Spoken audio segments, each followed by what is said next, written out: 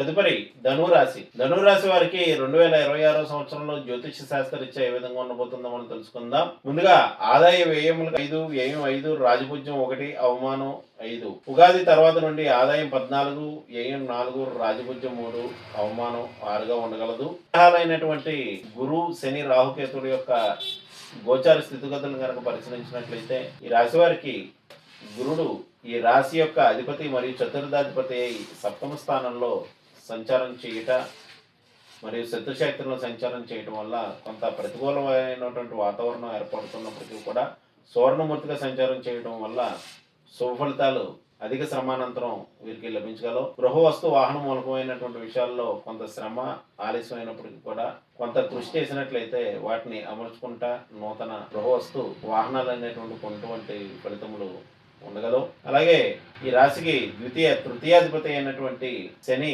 చతుర్థ స్థానంలో కేంద్రంలో సంచారం చేయుట, ఈ శని రాహుమూర్తిగా సంచారం చేయడం వల్ల కొంత ప్రతికూలమైనటువంటి వాతావరణం ఉండగలదు. అయినప్పటికీ కూడా కేంద్ర స్థానంలో గురి యొక్క సంచారం వల్ల ఈ ప్రతికూలతలు అనేటువంటివి తొలగలవు. ఈ రాశి వారికి తృతీయ స్థానంలో రాహు శుభఫలితములు ఇచ్చును మరియు భాగస్థానంలో కేతు కొంత ప్రతికూలమైనటువంటి వాతావరణం ఉన్నప్పటికీ కూడా ఆధ్యాత్మిక దైవ కార్యక్రమాల్లో అభివృద్ధిని ఇవ్వగలడు. మొత్తానికి ఈ యొక్క గ్రహస్థితిని కనుక పరిశీలించినట్లయితే వీరు దూర ప్రయాణాలు చేయడం దిష్ట ప్రదర్శిస్తూ ఉంటారు. జీవిత భాగస్వామి యొక్క సహాయ సహకారములు లభించగలవు. జీవిత భాగస్వామికి అభివృద్ధిదాయకంగా ఉండగలదు. వృత్తి వ్యాపారాలు విషయంలో కొంత ఆలస్యము శ్రమను ఉన్నప్పటికీ కూడా అధిక శ్రమానంతరం విజయం సాధించేటువంటి అవకాశాలు కలవు. దగ్గర ప్రయాణాలు చేసేటువంటి అవకాశాలు కలవు.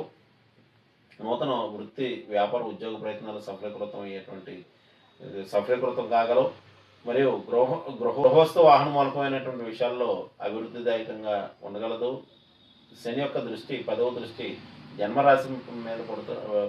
జన్మరాశి మీద వీక్షణ పడుతున్న కారణంగా వీరికి బద్ధకము వ్యవహారము ఎందు ఆలస్యం అనేటువంటిది జరుగుతున్న కారణంగా వీరు ఆయా విషయాల్లో కొంత కృషి చేసినట్లయితే అభివృద్ధి సాధించేటువంటి అవకాశాలు కనిపిస్తూ ఉన్నాయి.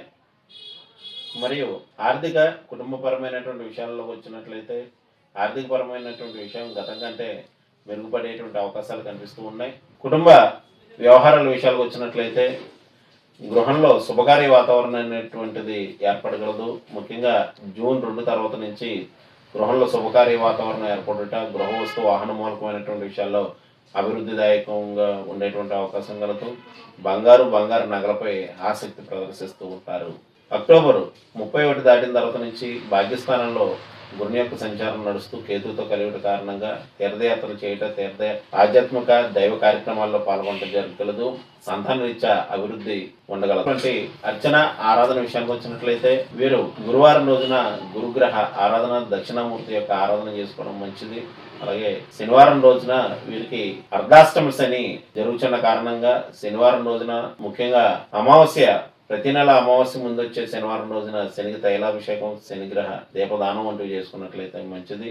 మరియు గణపతి ఆరాధన, సంకష్టహర చతుర్థులను చేసుకున్నట్లయితే అన్నిటా అభివృద్ధిదాయకంగా ఉండగలదు. ఇది ఈ రాశి వారి యొక్క 2026 సంవత్సరం ఫలితం. శుభం.